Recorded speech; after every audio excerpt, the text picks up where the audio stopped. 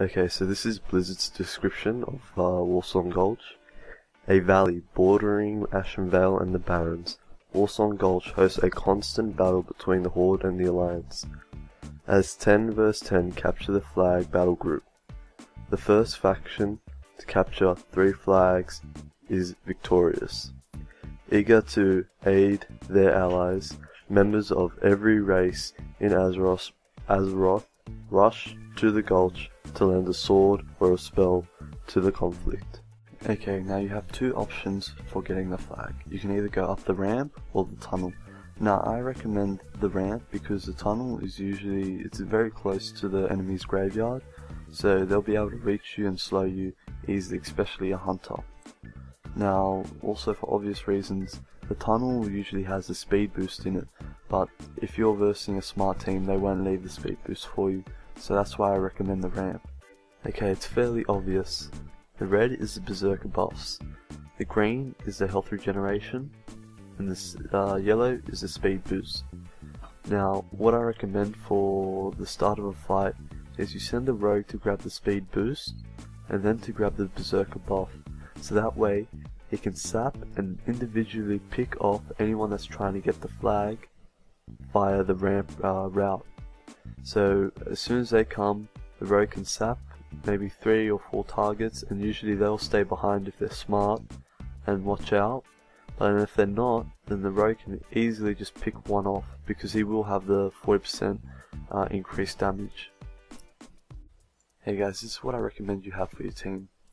Now you must have a shaman and a paladin because they both provide freedom for your flag carrier. Now for optional, a priest and a druid are great because the priest can life swap, and also and the priest is also really good as a shadow priest because they can still life swap in even as a DPS shadow priest. Now also, and a druid is great because they can push targets off ledges and stuff with their pushback ability.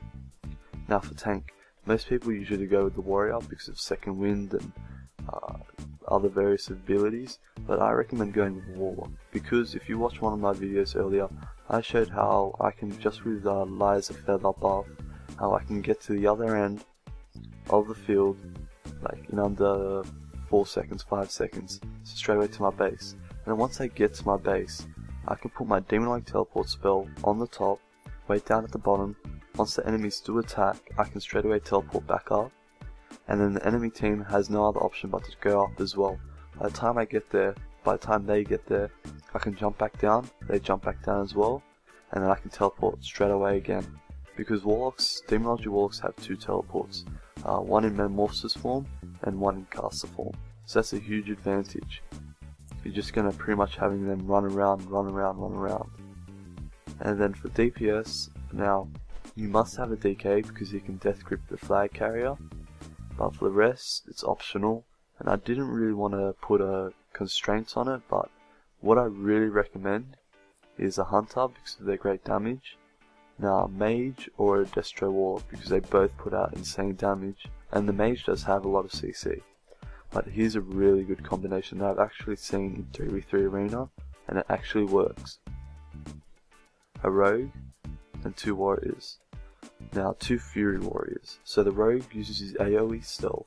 He travels to the flag carrier, so the enemy flag carrier who's holding your flag, and the 2 warriors and the rogue, they're in stealth so no one knows, and then straight away they just jump on the flag carrier and they burst. That flag carrier, I can guarantee you, even if it's a tank warrior, he'll die in under 4 seconds, and all the warriors have to do is make sure they use their AoE fear ability. So that works really good, that combination. But if you don't have 2 warriors or 3 warriors or a rogue, then use whatever you can get, because this is only what I recommend. You should always be building on it with what you have. Okay guys. Now when you're starting the battle, I recommend that you leave a couple people behind in the base to defend or slow down the enemies when they're trying to flag capture. And then for your main group, generally you're going to want to intercept when the battle starts right in the center, and this way this will show you whether or not your team will be successful in this battle, because if you can intercept them successfully and kill them and push them further enough back into their graveyard and pretty much graveyard camp them, then you know your team is going to win. And once you're at that point, and you can have a little group, maybe 2 people, a healer and a DPS, or a healer and your tank, to go off and get the flag. Okay, when you're flag capturing, you don't have a Demonology Warlock, it's pretty obvious. You're just going to want to send your tank and your healer in to grab the flag.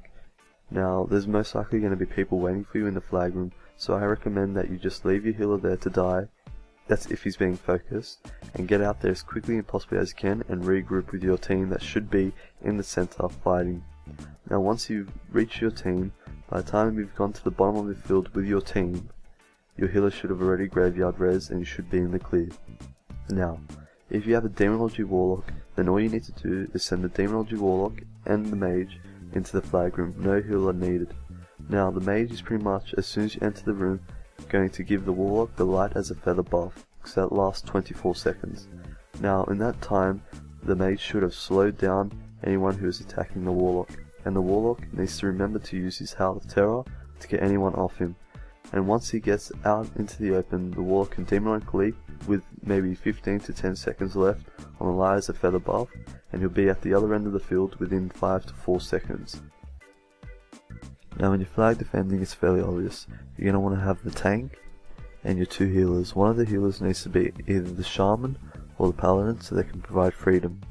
Now, your 2 healers and say maybe 2 DPS, I'd recommend a Shadow Priest and maybe a Warlock or a Shaman. And the Priest because he can use Life Swap on the tank, and the Shaman because he can use his pushback ability. Now, really where you want to be is right on the top, so that way when you're on the top, your Shaman and your Druid can just push them off if they're close to the edge of the ledge. So that's really a good advantage, and it slows them down. Now, if you're with a Warlock and you're the healer, so I suggest if you're the healer, you just remain in that middle ledge, right in the corner, and you're just going to want to leave your Warlock able to teleport up and down, and he should stay within your range so that you can still heal him. Just remember to remind him that he can't LOS, or else he's going to miss out on the heals which are vital. Now, when you're going to attack and you're going to try and get the flag back, don't Zerg, because that leaves you open and vulnerable from splitting up and them just picking you off easily one by one. Now, when you are going to get the flag back, it is important that you send maybe 5 people, 5 DPS, your top DPS remember, and 1 healer. A shaman would be great because of their great AoE healing.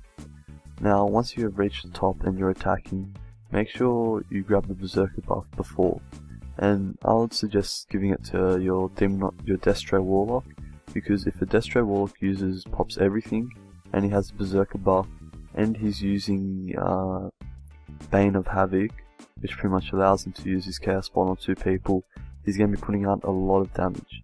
Now, once you are attacking, don't try and kill the healers, you're only going to waste your time.